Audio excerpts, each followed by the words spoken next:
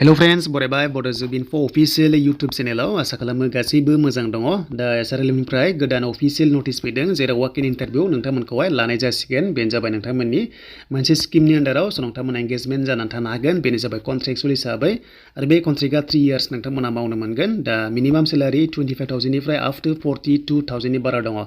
नोंथांमोना भिडिअ नायलांबाय था जोबजासिम अब्लानो बुजिगोन आरो जायफ्रा दाखालि रिसेन्टलि पास खालामदोंमोन BC पोस्टआव नोंथांमोननि पे लेभेला जासिगोन नोंथांमोना जाहाथे मोजां होयो एन्ड अल द बेस्ट थाबाय बयनिसिमबो जाहाथे नोंथांमोना फाइनाल सिलेक्शनाव थांनो हायो स' बिदिब्ला जों नायगोन डाइरेक्ट जों बेयाव नायनोसै अफिसियेल नटिफिकेसन बे वाक-इन इन्टारभिउआ माब्ला जागोन आरो मा लांफानांगौ आरो बेसेबां क्वालिफिकेसन बैसो नांगौ जों दानिया A to Z बेयाव नायनोसै दा बे जाबाय जोंहा अफिसियेल नटिफिकेसन दा मोनसे स्किम ओंखारदों बेनि आन्डाराव ASrLMनियाव बेनो जाबाय CBBO स' बेनि आन्डाराव नोंथांमोना एंगेजमेन्ट जानानै थानो हागोन आरो बे पस्टआ जाहैबाय माने नोंथांमोननि प्रजेक्ट नामा जाबाय FPO एबा फार्मार प्रडिउसार अर्गेनाइजेसन थ' बेवहाय नोंथांमोनाहाय एंगेज जानानै थानो हागोन ASrLMनि आन्डाराव 3 years दा पस्टआ ओरैबायदि दङ डमेन एक्सपार्ट दङ जेराव ल' एन्ड एकाउन्ट्सनि दङ सासेल' पस्ट दङ M.Com खालामनांगोन लोगोसे 5 years नोंथांमोना एक्सपिरियेन्स थाबासो हागोन आरो बेनि इन्टारभिउ डेटआ जाहैबाय 21 सेप्टेम्बर गासैबो पस्टआनो एन्ड बेनिफ्राय रिपर्टिं टाइमा जाबाय 9:30 ASrLMनि हेडक्वार्टार गुवाहाटीआव थांनानै नोंथांमोना इन्टारभिउखौ होनांगौ दा बे अफिसियेल नटिफिकेसन नोंथांमोना मोनगोन लिंकआ दङ डिसक्रिप्सनाव डाइरेक्ट नोंथांमोना नायोब्ला A to Z गासैबो नायनानै लानो हागोन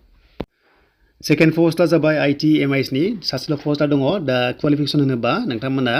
BTech खालामनांगोन एबा MCA बा मास्टार्स नोंथांमोना कम्पिउटार साइन्सनिफ्राय खालामबाबो जागोन आरो IT सेक्टरनिफ्राय खालामबाबो जागोन आरो लोगोसे बेयावबो 5 years वर्किं एक्सपिरियेन्स बिनाय जादों आरो बिनि स' डेटआबो जाहैबाय 21 सेप्टेम्बर माने गासैबो देन जोंहा 3 पस्टआव फैबाय क्रप हासबेन्ड्रि पस्टआव नोंथांमोना पोस्ट ग्रेजुवेट खालामनांगोन एग्रिकालचार सेक्टरनिफ्राय अब्लासो नोंथांमोना बे पस्टआव हागोन आरो बेनो जाबाय 5 years वर्किं एक्सपिरियेन्स दं बेयावबो एन्ड नेक्स्टआव जोंहा फैबाय भेलु एडिसन देन बेयावबो नोंथांमोना MBA खालामनांगोन नङाबा पोस्ट ग्रेजुवेट खालामनांगोन डिप्ल'मा इन एग्रि बिजनेस मेनेजमेन्टनिफ्राय बा नोंथांमोना PG खालामनांगोन हार्भेस्ट मेनेजमेन्टनिफ्राय अके एन्ड 5 years वर्किं एक्सपिरियेन्स बेयाव बिदों बैसो 18 निफ्राय 40 yearsसिम हागोन एन्ड बेनिफ्राय ससियेल मबिलाइजेसन बेयावबो पोस्ट मोनसे दङ बेयाव नोंथांमोना पोस्ट ग्रेजुवेट खालामनांगोन रुरेल डेभेलपमेन्ट बा ससियेल वर्कनिफ्राय बा जायखिजाया MSW खालामबाबो नोंथांमोना हागोन graduate with diploma in rural development social work नोंथांमोना दङब्ला हागोन आरो बेयाव वर्किं एक्सपिरियेन्सआ बेनो 5 years सिम दङ 18 निफ्राय 40 yearsसिम हागोन बेयावबो डेटआ सेम एन्ड ASrLMनि हेडक्वार्टाराव गासैबो जागोन एन्ड लास्ट पस्टआव फैबाय सबसे फिसासिन पस्टआ बेनो FEO क'र्डिनेटर दा बेनि क्वालिफिकेसना जाहैबाय डिग्री पास नाथाय माखासे ओरैबायदि प्रिफारेन्स दङ जायफ्रा रुरेल डेभेलपमेन्टनिफ्राय बा ससियेल वर्कआव बा एग्रि बिजनेस बा एग्रिकालचार नोंथांमोना बे लेभेलनिफ्राय माखासे डिप्ल'मा लानाय दङ अब्ला बांसिन चान्सखौ मोनगोन आरो 3 years वर्किं एक्सपिरियेन्सआ थाथारनांगोन अब्लासो बे पस्टआव इलिजिबल जागोन बैसो 18 निफ्राय 40 years गासैबो सेमानो दङ एन्ड बेनिफ्राय नोंथांमोना ASrLMनि हेडक्वार्टाराव थांनानै इन्टारभिउखौ हैनांगोन एन्ड बेनिफ्राय प्रिफारेन्सआ बेनो जायफ्रानोखि एक्सपिरियेन्सआ दङ बारा मोनगोन आरो लोगोसे डिग्री पास खालामनानै एक्सपिरियेन्स गैयाबा नोंथांमोना बे पस्टआव हानाय नङा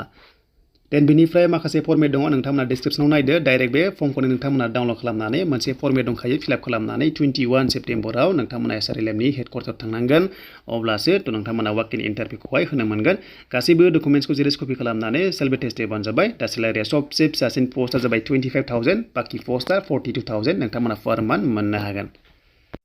स' बेनि एड्रेसखौ नायोब्ला नोंथांमोना बेवहाय नायनो मोनगोन जे नोंथांमोना माखासे डिटेल्स मोनदों 21 सेप्टेम्बराव 9:30 आव सहैथारनांगोन दा बेनिफ्राय 10:30 आव सहैबा नोंथांमोना इन्टारभिउ हाबनो मोननाय नङा देन बेखायनो एडभान्स सहैनांगोन गासैबो डकुमेन्ट्सखौ जेरेक्स कपि खालामनानै आरो फर्मेटआ नोंथांमोना डिसक्रिप्सनाव मोनगोन नोंथांमोना डाउनलड खालामना लाबानो जाबाय एन्ड बेनिफ्राय नोंथांमोना जायफ्रा इन्टारेस्टेड मोनो नोंथांमोना 3 years बेवहाय मावनो मोनगोन बे जाबाय कन्ट्रेक्चुवेल जबा 3 years नोंथांमोना मावनो मोनगोन देन नोंथांमोना जुदि पारफरमेन्सआ मोजांबा